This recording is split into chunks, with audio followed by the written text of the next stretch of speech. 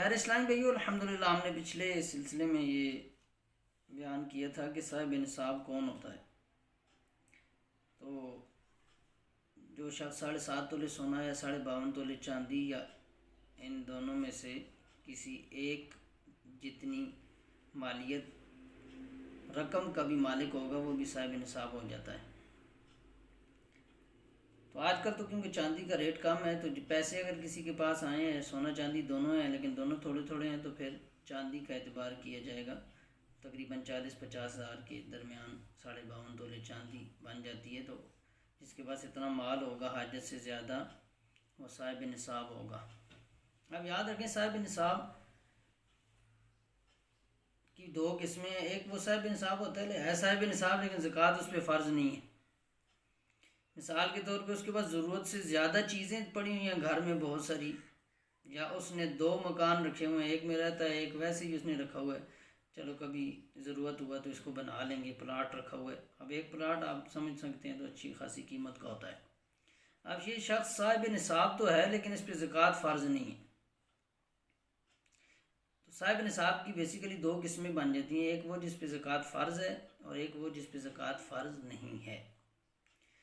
تو زکوٰۃ یاد رکھیں کہ صرف اور صرف 3 چیزوں پر فرض ہوتی ہے۔ Number 1، currency. اب کرنسی 2 طرح کی ہوتی ہے، ایک ہوتی ہے نیچرل کرنسی، یعنی اسے ثمن خلقی کہتے ہیں، سونا چاندی، اور ایک کرنسی جو ہمارے ملک میں رائج ہے جیسے نوٹ، سکے، پرائز بانڈ، یہ کرنسی ہے۔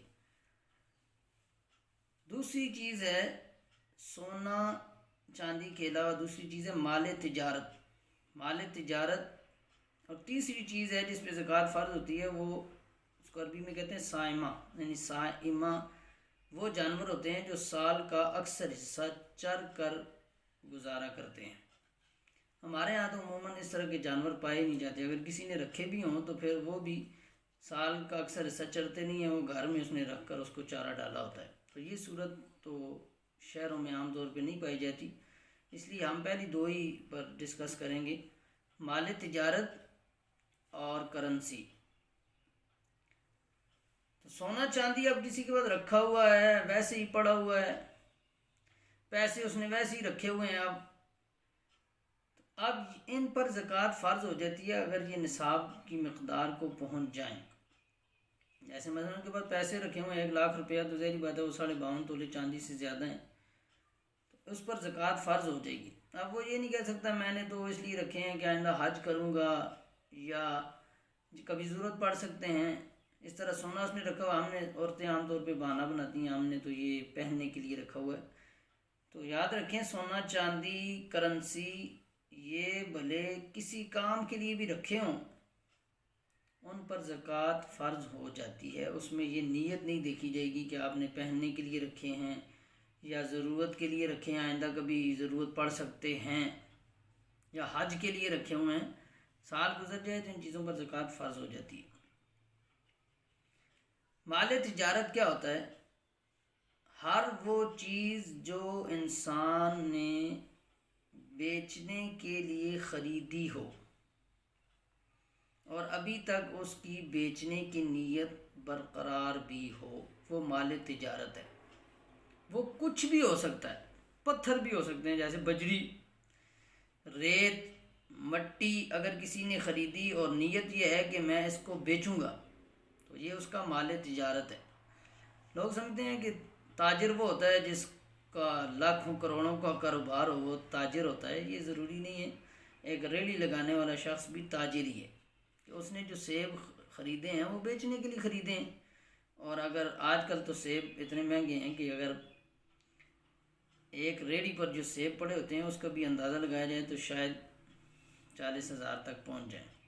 یا چلیں کھوکھا اس نے رکھا ہوا ہے فروٹ کا، تو وہ بھی اچھے خاصے فروٹ مہنگے ہوتے ہیں، تو وہ شخص بھی مال تجارت اس کا جو ہے 52.5 تولے چاندی کی رقم کو کراس کیے ہوتا ہے، لیکن وہ سمجھتا ہے کہ میں تو ایک غریب شخص ہوں۔ اسی طرح یہ ہمارے دکاندار ہوتے ہیں، کرانے کی دکانوں والے، وہ سمجھتے ہیں ہماری دکان تو چھوٹی سی ہے جی، ہم پر کیسے زکوٰۃ ہوگی۔ تو یاد رکھیں اگر ان پہ کوئی قرض وغیرہ نہیں چڑھا ہوا تو یہ ایک دکان بھی لاکھوں روپے کی ہوتی ہے، چھوٹی سی بھی ہو تو لاکھ سے کم کی نہیں پڑتی. تو یہ مال تجارت ہوتا ہے، انہوں نے بیچنے کے لیے خریدا ہوتا ہے اور بیچنے کی نیت بھی ہوتی ہے.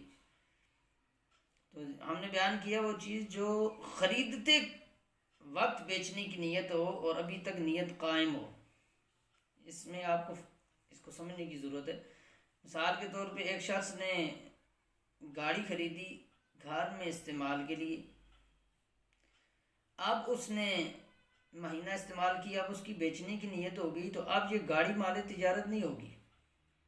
کیونکہ اس نے جب خریدی تھی اس وقت اس نے بیچنے کی نیت نہیں کی تھی، اس نے نیت کی تھی کہ میں گھر میں استعمال کروں گا، تو لہذا یہ مال تجارت نہیں ہے. اگرچہ اب بھی اس کی بیچنے کی نیت ہو گئی ہے، کیونکہ مال تجارت میں یہ شرط ہے کہ جب چیز خریدی گئی تھی اس وقت بیچنے کی نیت ہو. تو جب خریدی تھی اس وقت تو بیچنے کی نیت ہی نہیں تھی. اسی طرح دوسری شرط یہ ہے کہ ابھی تک بیچنے کی نیت قائم ہو. مثلا ایک شخص ہے، وہ گاڑیوں کو کاروبار کرتا ہے، اس نے گاڑی خریدی بیچنے کے لیے، اس وقت وہ مال تجارت تھی، لیکن اسے پسند آ گئی، اس نے رکھ لی گھر میں اور اس نے نیت کر لی کہ اس کو گھر میں استعمال کریں گے، بیچیں گے نہیں. تو اب یہ گاڑی اس کی مال تجارت سے نکل گئی، اب یہ مال تجارت نہیں ہے. ہو سکتا ہے ایک شخص کروڑوں روپیوں کا مالک ہو لیکن اس پہ زکوٰۃ فرض نہ ہو.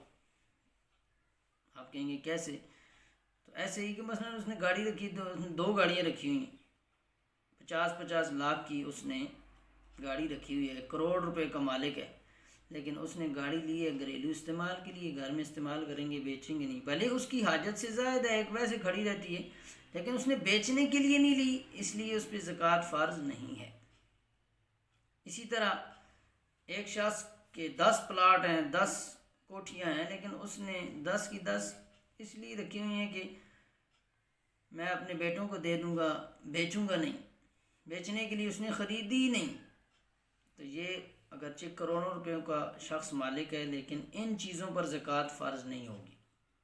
اسی طرح جو چیز کمائی کا ذریعہ ہوتی ہیں، آلہ ہوتی ہیں، جیسے کمپنی کسی نے لگائی، فیکٹری لگائی اور فیکٹری کے اندر کروڑوں روپے کی مشینیں ہیں، اب مشینوں کی قیمت پر زکوٰۃ نہیں ہوگی. کیوں؟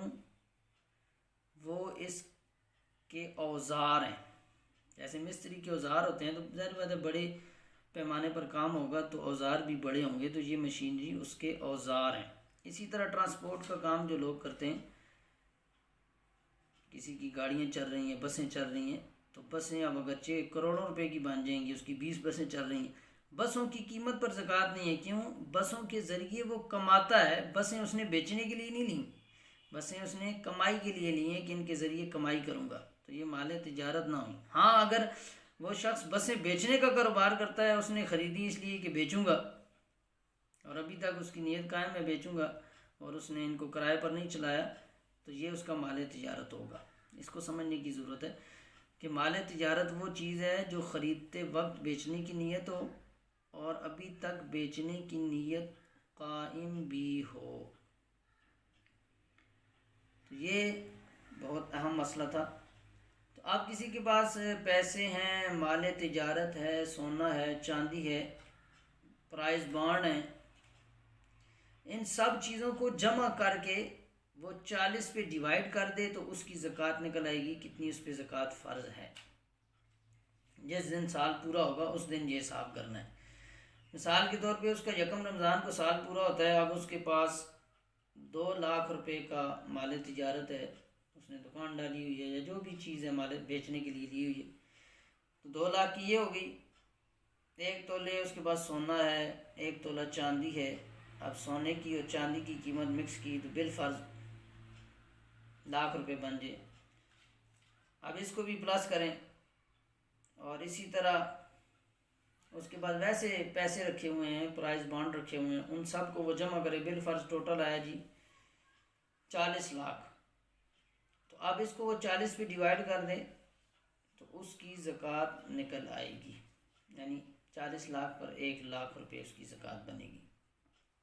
زکوٰۃ بہت آسان ہے کیلکولیٹ کرنا، اور بہت کم مقدار میں ہماری شریعت نے زکوٰۃ فرض کی. یعنی 1 لاکھ روپیہ ہو تو صرف 2500 روپے، اور وہ بھی 1 سال کے بعد. آج ہم جو ٹیکسز دیتے ہیں اگر وہ ہم اس کا شمار کریں تو شاید ہم ایک ٹافی خریدتے ہیں اس پر بھی ٹیکس دیتے ہیں، لیکن اللہ تبارک و تعالیٰ نے 1,00,000 روپے پر صرف 2,500 کا حکم ارشاد فرمایا، وہ بھی ہر چیز پر نہیں، مال تجارت اور کرنسی پر، سونا چاندی پر، اور سائمہ جانور وہ تو ہمارے پاس عام طور پہ ہوتے نہیں، تو اس لیے کوشش کریں کہ زکوٰۃ دینے میں کوتاہی نہ کریں۔ اللہ تبارک و تعالیٰ نے اتنی آسانی دی ہے، تو ہم اللہ کی راہ میں خرچ کریں گے تو اللہ تبارک و تعالیٰ مزید برکت عطا فرمائے گا۔ جس کنویں سے پانی نکلتا رہتا ہے پھر وہ اس کنویں کا پانی ختم نہیں ہوتا، اللہ مزید بڑھا دیتا ہے۔ اس لیے کوشش کریں کہ خود بھی زکوٰۃ ادا کریں، دوسروں کو بھی ترغیب دلائیں۔ جو لوگ زکوٰۃ دیتے ہیں آپ ان سے پوچھ لیں، الحمدللہ ان کی زکوٰۃ ہر سال بڑھ جاتی ہے، یعنی ان کے مال میں اضافہ ہی ہوتا رہتا ہے۔ اللہ تبارک و تعالیٰ ان کو آفتوں سے محفوظ رکھتا ہے۔ تو امید ہے کہ انشاءاللہ جنہوں نے یہ بیان سنا ہے انشاءاللہ وہ بھی کوشش کریں گے کہ اپنی زکوٰۃ کا حساب لگائیں اور درست حساب لگائیں، اور پوری زکوٰۃ بلکہ کچھ زیادہ نکالیں کہ جس رب نے دیا ہے اس کی راہ میں خرچ کرتے ہوئے بخل سے کام نہ لیں۔ اللہ پاک ہمیں زکوٰۃ ادا کرنے کی توفیق عطا فرمائے خوش دلی کے ساتھ، آمین بجاہ النبی الامین صلی اللہ علیہ وسلم۔